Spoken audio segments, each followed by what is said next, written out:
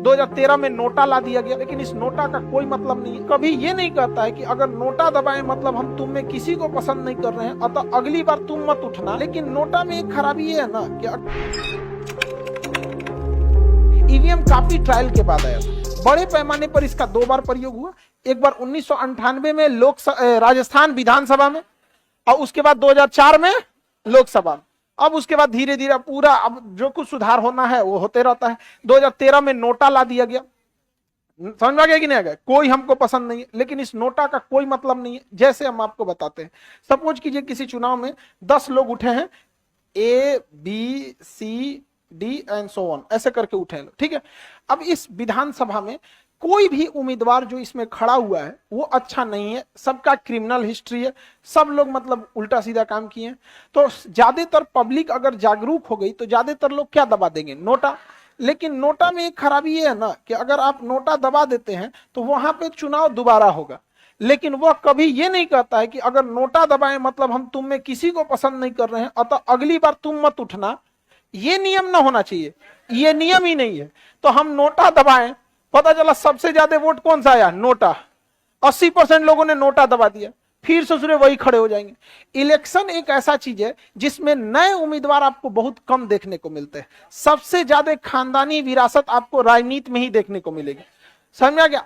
अब ब्लेम लगाया जाता है बॉलीवुड पर। देखिए, बॉलीवुड एक प्राइवेट संस्था है। आप ही अगर प्राइवेट कोई दुकान खोलिए, सपोज कीजिए आपने कोई दुकान खोला, होटल खोला, तो आप अपने बाद वो किसको जिम्मेदारी देंगे? उस होटल का अपने बेटे को देंगे कि कोनो दूसरे को? लोकतंत्र का चुनाव कराएंगे कि हमारा होटलवा किसका है? नहीं समझ में? अब आप बताइए, वैसी तरह से अब अजय देवगन अपने बेटा बेटी को प्रमोट करेगा कि हमारा प्रमोट करेंगे? अरे बेटा बेटी को ले जाएंगे वहां पे, लेकिन दूसरे को नहीं रोकना चाहिए। ये हो गया वहां पे। तो वो एक प्राइवेट संस्था है, उसकी बात हम नहीं करते। वो प्राइवेट है, नेपोटिज्म थोड़ा बहुत उधर भी है, हर जगह भाई भतीजावाद।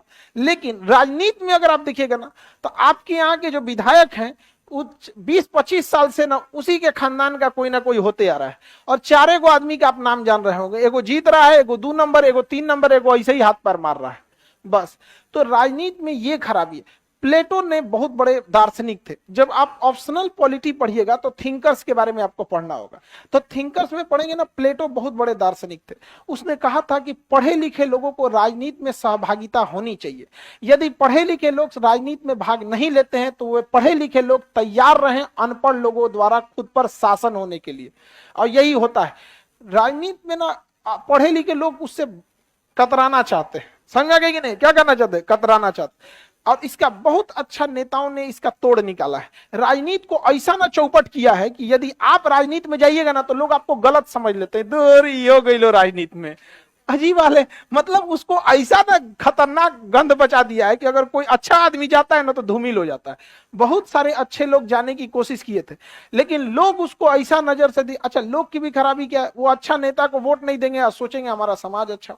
तो आप राजनीति कहने का मतलब ये नहीं कि सारे लोग नेता बन जाइए, लेकिन कम से कम आप वोट खड़े नहीं हो सकते हैं तो एटलीस्ट उसका तो समर्थन कीजिए जो ईमानदार है।